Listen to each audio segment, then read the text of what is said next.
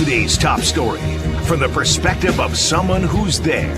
You are looking live. This just in. Not my beat. ESPN's John Keim. Cakes, if we measure it in both years and coaches, how many is this? For the Commanders? Yeah. 2. Two what? In the last 5 years? They've only been the Commanders for 2 years. I've only covered them for 2. Why was I not prepared for a dad joke for you? Jesus Christ. Well, but it's true. Like, I didn't start off covering the Washington Commanders.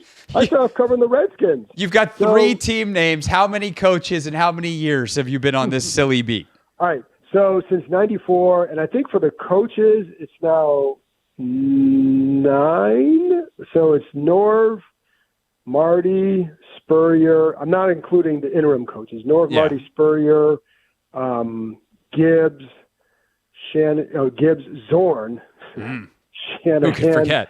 Jay, Ron, and now Dan Quinn. There so we 9. go. You're like, there's like those NBA veterans that have played for 12 teams in 13 years. Like Jamal Crawford was the classic. And like, I remember there was a sideline interview once where they asked him to name all of his coaches like at halftime, and he did it. That's you all of a sudden.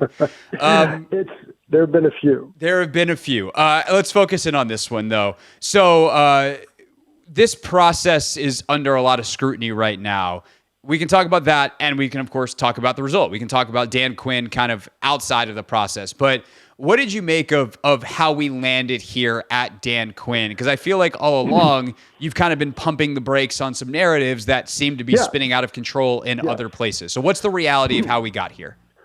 So, yes, I had been, and I wasn't alone. I know that, you would hear that, certainly some people in this group liked Ben Johnson or would have liked an offensive-minded coach.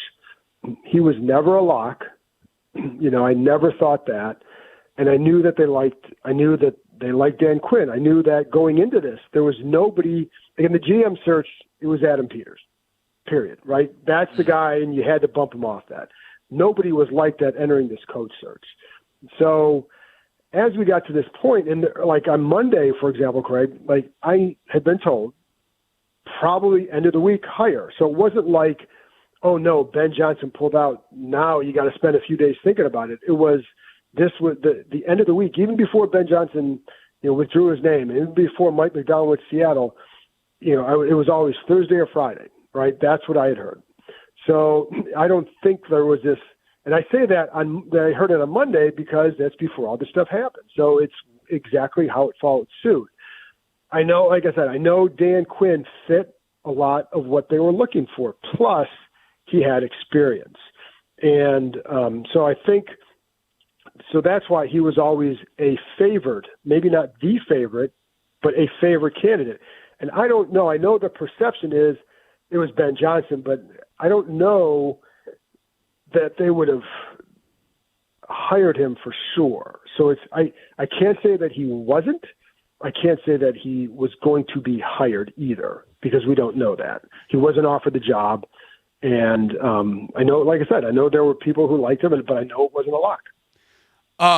Then you, of course, had the McDonald news yesterday as well, which seemed to be somewhat a factor here. I don't know what your knowledge is of what kind of feelers they were putting out. Like, hey, dude, are you getting on the plane to go accept the job? Are you still interested? What happened yesterday in the reality of us landing on Quinn today? Well, I think part of the reality with McDonald, it seemed like he and Seattle had an infatuation for each other, right? And so, I think things went pretty well here with him. I don't know. Like I said, he was not offered the job here. So I don't know that he turned him down, but certainly he likes Seattle. And he's going to a place where you have John Schneider, who's a proven GM, and they built really good teams out there.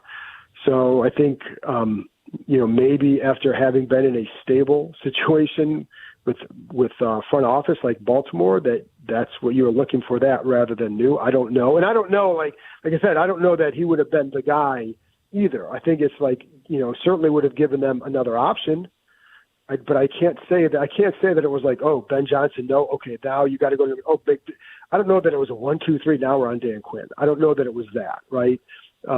So I think, but it certainly took away one really good option for them. And the thing is too, Craig. Like this, all these coaches, like, first of all, there are a lot of people who didn't know who Mike McDonald or Ben Johnson were a month and a half ago, and they suddenly couldn't live without them. Right. I always find that funny. Like, but there's also a lot of stuff we wouldn't know about them. Ben Johnson coached in a fantastic situation in Detroit. You have a strong head coach. You had a veteran quarterback with a really good line and really good skill talent. He made it work with that offense. Like, I liked his offense a lot. I really did. And so I think he's a very good offensive mind. Not taking anything away from him, but when you become a head coach, you have to build that. And same thing with McDonald. Like, McDonald's coming, his defense, he's very creative as a defensive coordinator. Love that, right? But you have to build that. So that's where Quinn had an edge, was that the public, they have seen what he can do in that role. And, so I think that always was a help too, I believe. John Keim, ESPN, of course, the John Keim Report podcast as well. You can subscribe to their new membership on YouTube, which is very cool. So if you exclusive cakes material, you just go subscribe to their membership on the Empire Media page. So I guess the remaining question, that even if you're like, hey, I like Quinn, but this process is a little weird. Right. Like, we can talk about Quinn specifically. This will be my last process question. Is they were still ultimately the last team to decide. Yeah. So if you're looking at it that way and say, well, even if they wound up with their number one guy, what took so long? What did they do differently, for better or for worse, that they were the last team to fill their spot, when it seemed like, especially after the way they did the GM hire, and for how desirable we thought this job was, we thought they would be one of the first? Well, part of the problem is, look at how many candidates they had that were still alive in the playoffs. Right. So 4 of their final candidates, it was 2 with Baltimore, 2 with Detroit. That right there is partly why. Like, first of all, Atlanta interviewed like 30 people for their job, but not everybody was in the playoffs still. The people that they wanted were still alive in the postseason. So and you have to fulfill the Rooney Rule requirements. You have to interview 2 minorities from outside the organization in person. That wasn't going to happen until this week. So, that was part of why it took to this point for them. Now, they could have, had they wanted to just check boxes and do that, you could have gone and done that. But Aaron Glenn and Anthony Weaver were legitimate candidates. So, I think I would say this, like, had Dan Quinn been the guy all along, you could have gone and fulfilled that rule in a different way. But he was part of a group that they liked, right? So that's partly why it took so long, is that they wanted to interview all these candidates and they were still alive in the postseason. And, so, and then with the requirements, et cetera. So that's why. That's. Yeah, no, that makes sense. Yep. The whole, the calendar. I think, by the way, we don't need to go back into this because at this point, it's old news. But that's why the Ben Johnson thing was so weird too. Like, he was still in the playoffs, and they scheduled the interview before the playoffs. And so when he changed his mind, it sucked. But it was less than 48 hours after his season ended when the Commanders were on the plane to Detroit. John Keim, again, ESPN, ESPN.com is with us. So, short question here. What do you make of Dan Quinn as the head coach of the Commanders? I mean, I know it's a big sigh, John. That was a big sigh. It's a big sigh because there's so much with it, and because the reaction to it is not commensurate with the hire. That's why I take a deep breath like that. He's a good coach, and I talked throughout this process. I talked to a lot of people, and everybody was really, really high on Dan Quinn. Now, I say that, and, we all know the history there. We know what happened in Atlanta. He got a team to the Super Bowl. They also blew the lead there, right? That's all part of his history. He had a really good defense in Seattle. He had a really good defense in Dallas. I know he had a bad last game with the Cowboys. Guess what? Sean McVay had a bad last game in Washington, 10 points against the Giants. So don't use one game to measure any coach. But, I know part of the concern is the word retread, or is it Ron 2.0? First of all, he's coming to a different situation than Rivera did. You have a much stronger ownership group. You have a football GM who is in charge. This is not a coach-centric thing. He's not coming to that. And I think the big key for him will be, who do you hire as your OC? And then just staff in general. I don't care who they hired as a coach, whether it's Ben Johnson, Belichick, Mike Vrabel, whomever. The number one key for anybody is to hire a strong staff. If you don't do that, you will not win. When Joe Gibbs came back, the defensive staff was fantastic. The offensive staff was not. The defense was really good for 4 years. The offense was up and down. So, you have to hire a strong staff. And then they have to get the quarterback position right. So that's why I say, I think he's I don't like the word safe pick necessarily. I think he's a proven pick, right? I don't know what the ceiling is here. I have questions. Everybody else is going to have questions. Ideally, you'd like to see a guy this guy, was great here, here, and here. I mean, Seattle plucked Pete Carroll out of USC, but he was an average coach in terms of record at New England and the Jets. And so, I don't know what so it's just hard to know sometimes. And if you get the right quarterback, you can have success. If you hire the right offensive staff, and I say staff because it's not just coordinator, you better have a good quarterbacks coach too, because if your coordinator leaves in a couple of years, you can elevate from within, and keep that same system. I think that was part of his downfall in Atlanta, but also part of the downfall there was the defense was never, that's his side of the ball, was never really good. And so why is that? So what changes is he going to make to his program to make sure that the defense is better than what he had in Atlanta? And so I think that those are the things, he's also, some of the things that you hear about him, I mean, this offseason, he spent time talking to, or I think it was, I don't know if it was last offseason maybe, talking to NBA coaches about their process of finding, how do you use, in an era where, players aren't necessarily defined by a position anymore, how do you use them? How do you maximize them? And then transferring that knowledge onto football players, right? So the way you see Micah Parsons used, for example, things like that. So there's a you hear some of that stuff. So it's all good. But again, it still comes down to, do you hire the good staff and you have a good quarterback? And I would say that for any of these candidates, there are things that were intrigued to me about Anthony Weaver, about Aaron Glenn, about Ben Johnson, about Mike McDonald, right? All those guys. And, I'd have some of the same questions, but the question, what we do know with Quinn is he knows how to build an organization. He knows how to work with the GM in conjunction to build the roster, et cetera. I think those are all important things. So, I think this is a good hire. Is it certainly fans are going to buy 1 million season tickets tomorrow hire? No. But to me, I've been here in this offseason where moves look great in February and stink in September. So see where it is at the end of the year, and are they headed in the right direction? Are they playing better, more sound football? That's when we'll really know. Right now, it's the start of it. So that's it. Yeah, no, 100%. And I think another thing that's interesting with fans and the reaction, and this is where I'm at, and I wouldn't be surprised if you're with me here, is because he's known, and because it's not like Carroll coming from USC who had all of a sudden gone to these new heights, it doesn't feel like the ceiling is as high.